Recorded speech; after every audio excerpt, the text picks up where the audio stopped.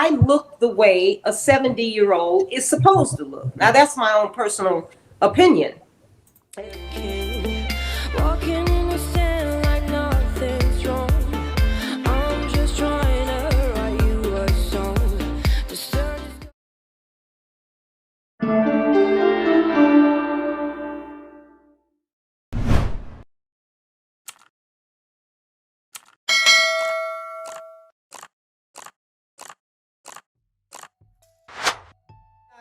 My daughter, she actually holds on to all the family heirlooms and the pictures and all the family treasures. I'm not very sympathetic and I don't need all that stuff. She's got it. So she's going through some pictures and she found a couple of pictures of myself in a bathing suit. I had actually done a photo shoot years ago in a bathing suit. And I realized that I didn't look too much different than I look today. So I came up with the wild idea. I'm going to do a photo shoot in a bathing suit and I'm going to post it on my birthday.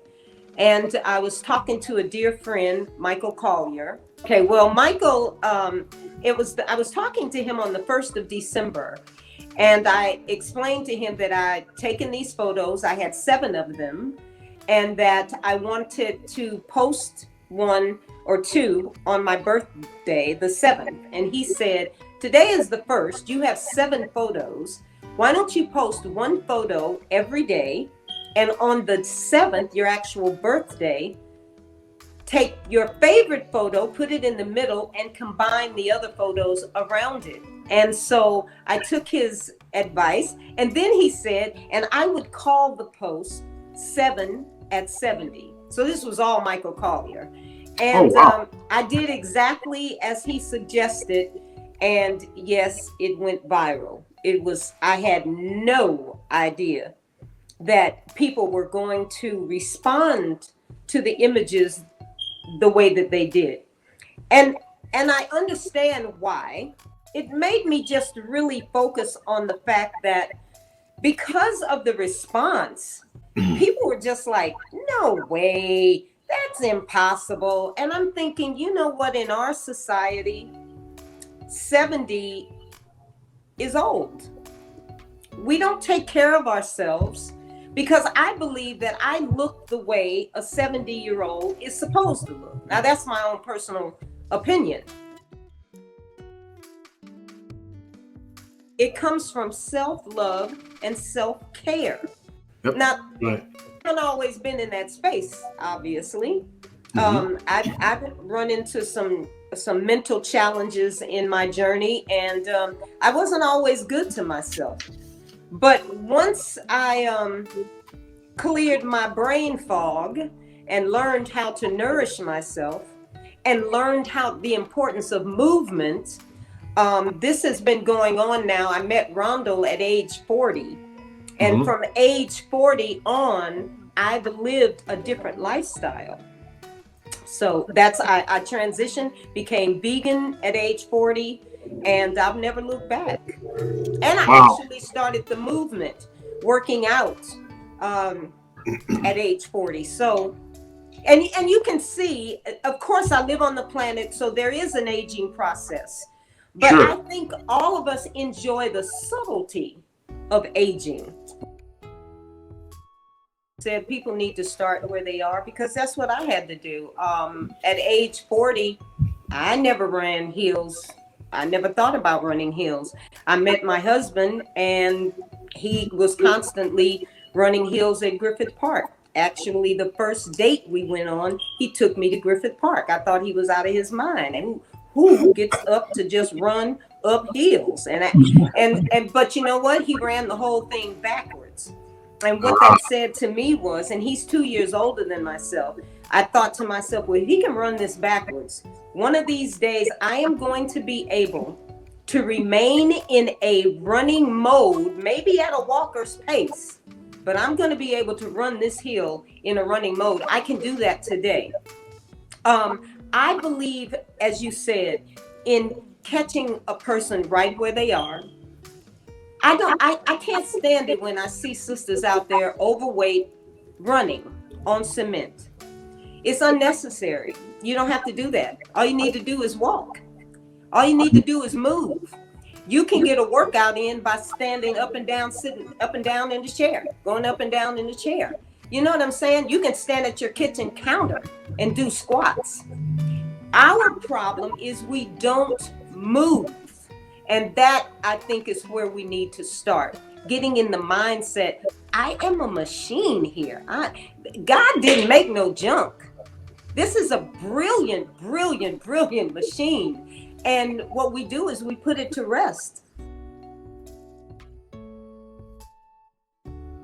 Chlorophyll is like at the top of my list. And I add something better than a supplement, E3 Live. So I'm juicing a lot of kale, a lot of cilantro. I juice I like it palatable because I'm not into drinking a glass of wheatgrass. That's not my groove.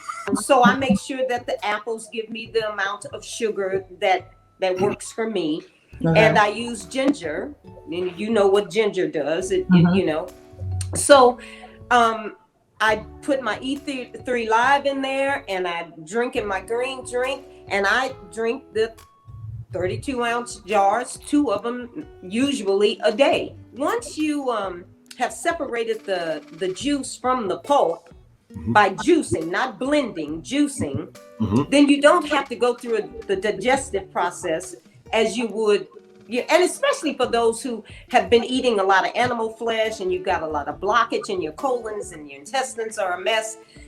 You want the nutrients from the juice to reach cellular level immediately. So that's why I juice versus blending. And it's my go-to. And once you're fed, the message to the brain is you're not hungry. So I'm not always sitting around waiting for massive plates of food. As a matter of fact, I very rarely pick up a plate and eat pounds and pounds of food on it. It's just way too much bulk. I don't need all of that.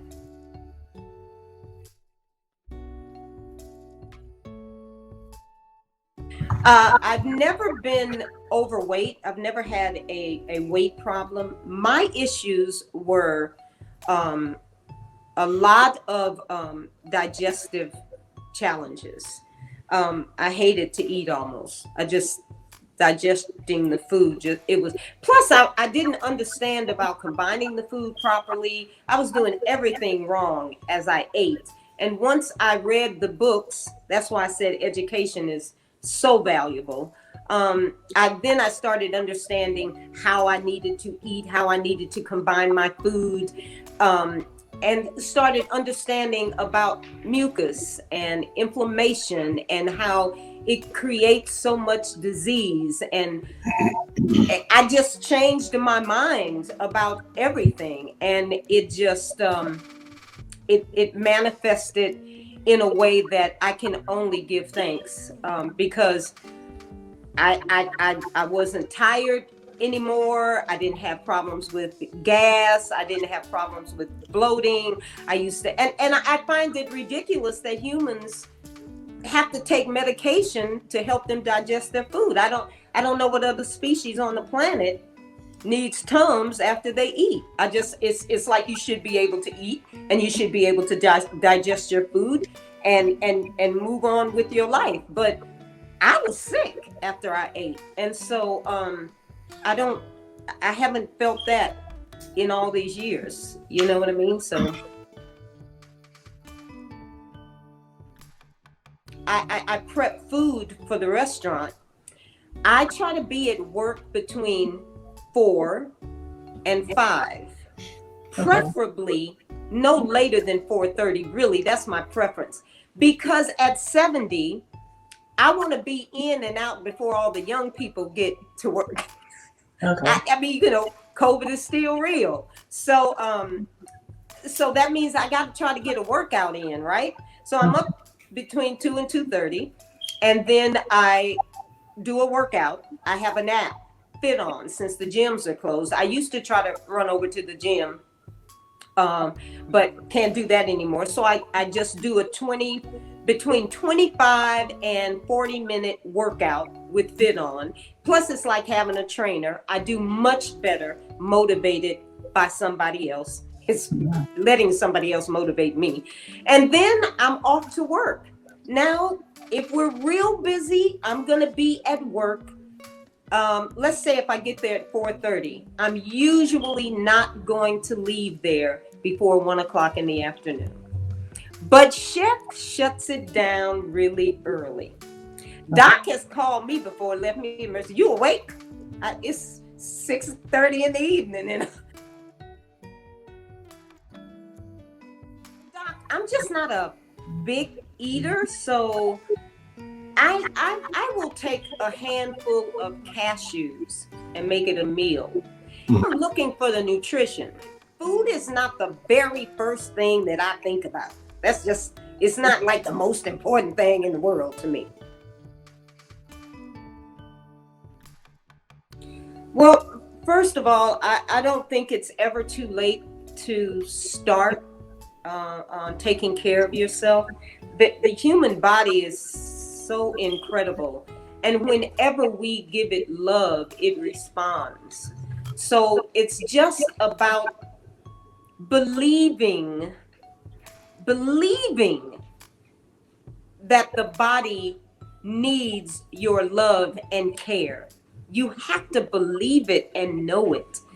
You can't just, I don't know, it's like you can't say, oh, well, she does that, I'm gonna try that. No, you have to go hard and educate yourself about who and what you are. And you have to have enough love for that, and enough, you have to be grateful enough.